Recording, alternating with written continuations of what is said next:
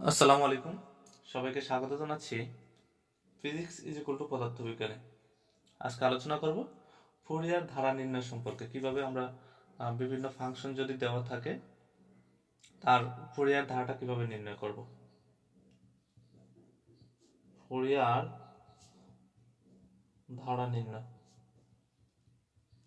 ওকে, তো আমরা একটা ফাংশন, সহজ ফাংশন চিন্তা করি যে যদি F of x is equal two x দেওয়া থাকে, এটা একটা ফাংশন, এই ফাংশনটার ফুরিয়ার ধারা কিভাবে নির্ণয় করব সে সম্পর্কে আলোচনা করব। ওকে, তো এই ফুরিয়ার ফাংশন যেটা আছে, এই ধারাটা যেটা একটা ফাংশন আছে, সেই ফাংশনটার রেঞ্জ যদি এরকম দেওয়া থাকে, পর্যায়কাল যে এক্স এর যে ভ্যালু আছে সেই এক্স এর ভ্যালু 0 থেকে টোয়াইস পাই পর্যন্ত। আমার যে পর্যায়কালটা আছে সেই পর্যায়কালের রেঞ্জ হলো 0 থেকে টোয়াইস পাই পর্যন্ত। তো আমরা পর্যায়কালের আমরা যখন ইয়েগুলো নির্ণয় করি, ফুরিয়ার ধারাটার আকৃতিটা কিরকম। ফুরিয়ার ধারা আকৃতি আমরা জানি f of x is equal to a naught divided by 2 summation of n is equal to 1 থেকে infinitive a n cos n x plus b n sin nx sin nx। এটা capital B দিলেও হয়, ছোট B দিলেও হয়, no problem. ওকে, এইটা হলো আমাদের ফুরিয়ার ধারা।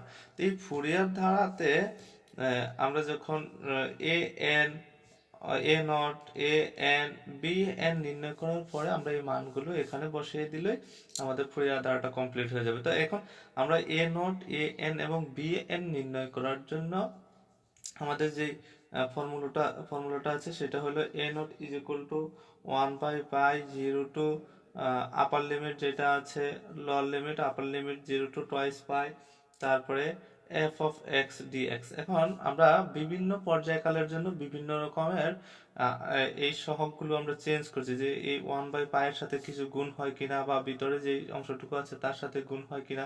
তো আমরা এখানে কিভাবে সেটা নির্ণয় করছি যে upper limit lower limit, sorry upper limit minus lower limit.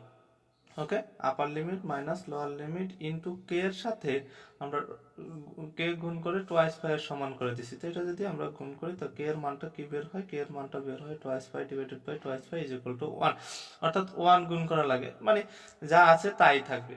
তো আমরা এখানে 1/π আছে, 1/π থাকবে, এফ অফ এক্স ডিএক্স যেরকম আছে সেরকমই থাকবে, আপার লিমিট টোয়াইস পাই লোয়ার লিমিট 0, এরকম ধরে আমরা এখন এ নটের মানটা নির্ণয় করব। ওকে, এ নটের মানটা এখান থেকে নির্ণয় করি। A naught is equal to আমরা জানি 1/π 0 to twice pi f of x dx. Okay, তো 1/π 0 to twice pi f of x এর যে আমাদের মান আছে সেটা ধারাটা যেটা দেওয়া আছে ফাংশনটা সেটা হলো এক্স। তো এক্স আমরা বসাইলাম ডিএক্স। এখন এক্স এর সাপেক্ষে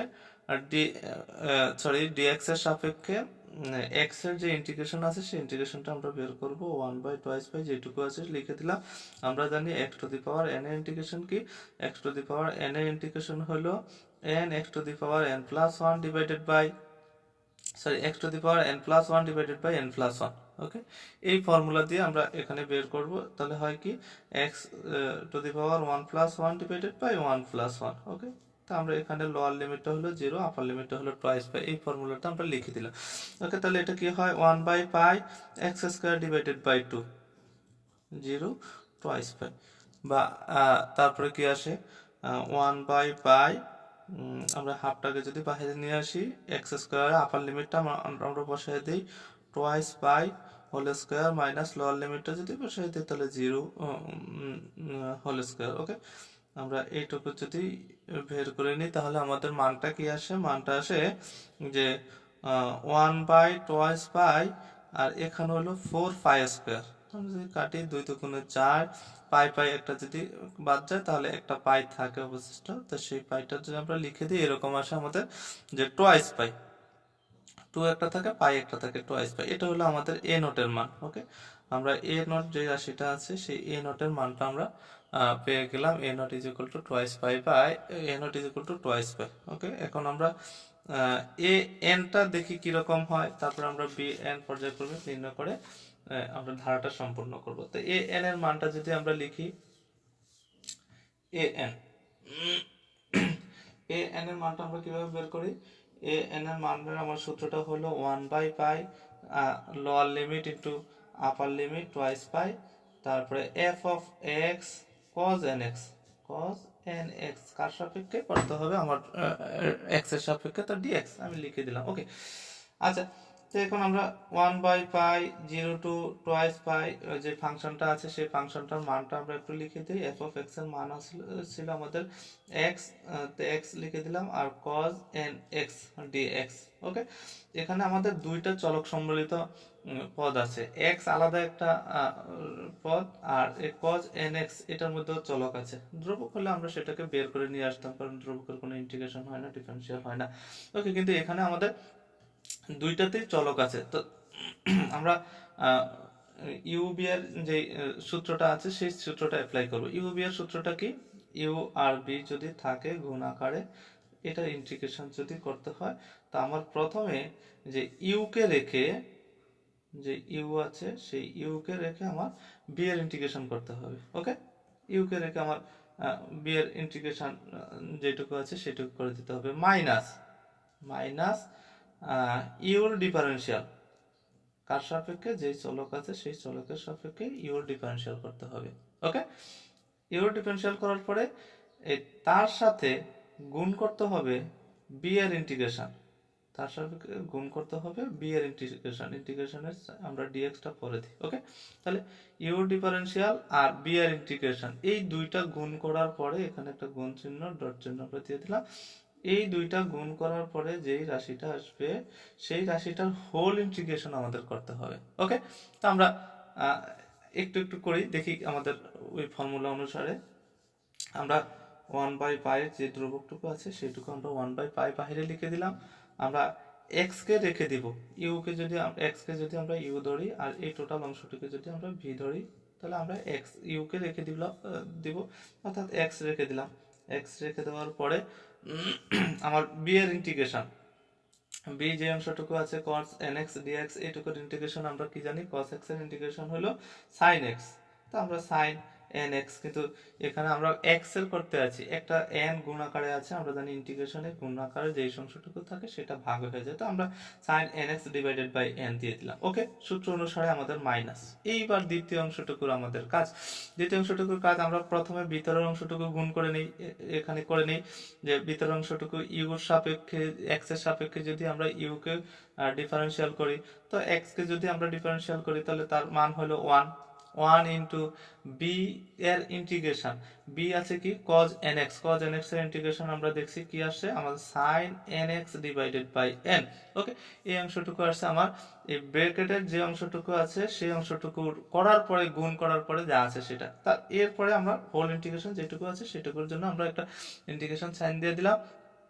এখন যদি এটা 1 দ্বারা গুণ করি তখন কি আছে sin nx divided by n, তো sin nx divided by n এর ইন্টিগ্রেশন করতে হবে। sin nx divided by n এর ইন্টিগ্রেশনটা কি, sin x এর ইন্টিগ্রেশন যেটুকু আছে সেটুকু আগে করি, সেটুকু হলো cos nx, একটা n, n যেহেতু আছে সেই nটা আমরা যদি ভাগ আকারে হয়ে যায় আর নিচে একটা n আছে, তো আমাদের টোটাল আসলো কি minus cos nx divided by n square. Okay, এই অংশটুকু আমরা এখানে বসাই, তো এই মাইনাসে আর এই মাইনাসে যদি আমরা গুণ করে দেই, এইটুকু এই মাইনাসটা হলো সূত্রের মাইনাস, আর এই যে মাইনাসটা আছে সেই পদ সম্বলিত আমরা টোটাল যে রাশিটাকে ইন্টিগ্রেশন করছি ইউভি এর আঙ্গিকে সেই রাশিটার মাইনাস, তো এই মাইনাসে মাইনাসে যদি আমরা গুণ করে দিই তখন সেটা প্লাস হয়ে যায়, তো আমরা লিখতে পারি cos nx divided by n square. Okay, আমরা লোয়ার লিমিট বসায় দিলাম 0 এবং আপার লিমিট বসায় দিলাম টোয়াইস বাই, আমরা কারণ আমরা জানি যে ইন্টিগ্রেশন করার পরে আমাদের লোয়ার লিমিট আর আপার লিমিটগুলো বসিয়ে দিতে হয়। তারপরে মান এখন আমরা বসায় দিই যে 1/পাই এক্স এর পরিবর্তে আমরা টোয়াইস পাই বসালাম, তারপরে sine n twice by x এর পরিবর্তে বসালাম নিচে n। ওকে, আমরা আপার লিমিট বসাই দিলাম, লোয়ার লিমিট বসাই দিই, লোয়ার লিমিট এক্স এর পরিবর্তে আমরা 0 বসালাম, এখানেও sine nx divided by n, টোটালটা বসালে যেটুকু হয় সেটুকু হলে আমাদের 0ই হবে। ওকে, তো আমরা একটু 0 রেখে দিলাম, plus cos nx divided by n স্কয়ারের পরিবর্তে এর ক্ষেত্রে আমরা প্রথমে টোয়াইস পাই বসাবো, তো টোয়াইস পাই যদি বসাই cos n twice pi divided by n square.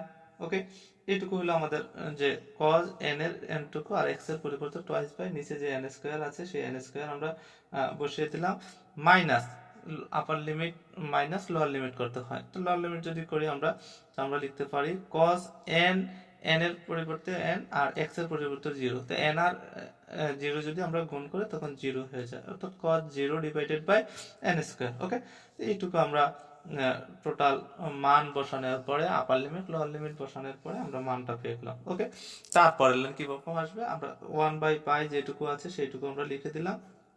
Twice pi এর মান toys pi, cos n twice pi, cos এর সাথে পূর্ণ টয়েস পাই যদি থাকে, n এর মান 1 2 3 4 5 6 এরকম যদি হয়, পূর্ণ টয়েস পাই যদি থাকে, আমরা জানি এই cos এর মানটা 0 হয়ে যায়, মাইনাস আরেকটা 0 আছে সেই 0টা, plus cos n twice pi, cos n twice pi যেটা আছে, এই cos এর সাথে যদি টয়েস পাই এর পূর্ণ গুণিতক থাকে, n এর মান 1 2 3 4 3 4 এরকম যদি থাকে, তাহলে সেটার মান 1, তো 1/n স্কয়ার।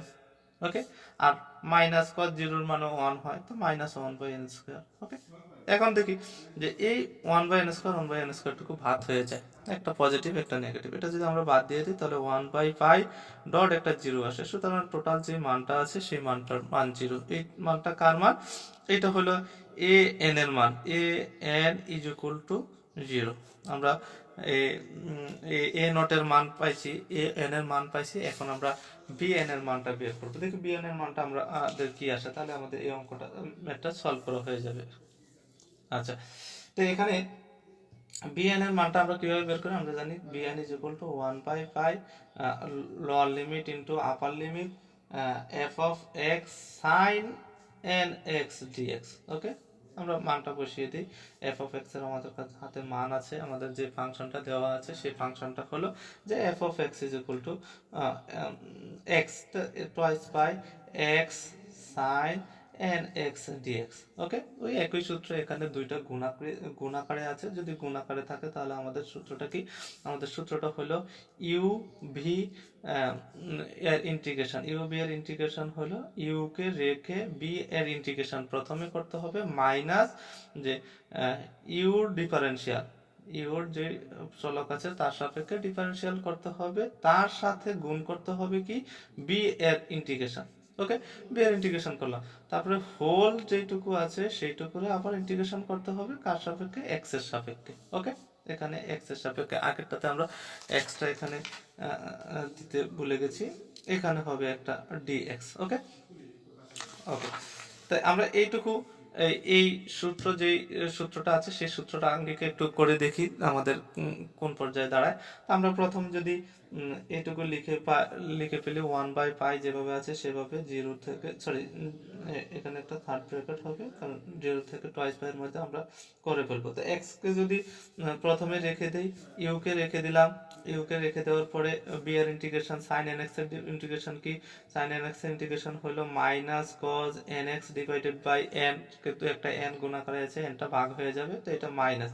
ওকে, এই মাইনাসটা আমরা সামনে দিয়ে দেব, একটু ব্র্যাকেট দিয়ে দিলাম, তারপরে হোল যে টোটাল মাইনাসটা আছে সেই মাইনাসটা এখন আমার বি এর ইন্টিগ্রেশন করতে হবে, বি এর ইন্টিগ্রেশন আর ইউর ডিফারেন্সিয়াল, ইউর ডিফারেন্সিয়াল আমরা জানি 1 হবে, আর বি এর ইন্টিগ্রেশন কি হবে, বি এর ইন্টিগ্রেশন একটা মাইনাস চলে আসবে, আমরা মাইনাসটা বাইরে দিয়ে দিলাম, আমাদের হিসাবে সুবিধা হবে। তো বি এর ইন্টিগ্রেশন আমরা কত আসে, বি এর ইন্টিগ্রেশন আছে cos nx divided by n, এটাকে আবার নাকি ইন্টিগ্রেশন করতে হবে কার সাপেক্ষে, dx এর সাপেক্ষে বা x এর সাপেক্ষে। তো এটা কি হবে, মাইনাসটা মাইনাস যেভাবে আছে সেভাবে sin cos nx এর যে ইন্টিগ্রেশন আছে সেটা হলো sin nx ডিভাইডেড বাই একটা n আসবে, আর একটা n আছে, তো n square minus sin nx divided by n square. Okay, এই অংশটুকু আমরা এখানে বসিয়ে দিই, এখানে যদি বসিয়ে দিই তাহলে এই মাইনাসটা আর এই মাইনাসটা আমরা যখন গুণ করব তখন প্লাস হয়ে যায়, তো প্লাস কি আসবে, প্লাস আসবে sin nx divided by n square. Okay, আমাদের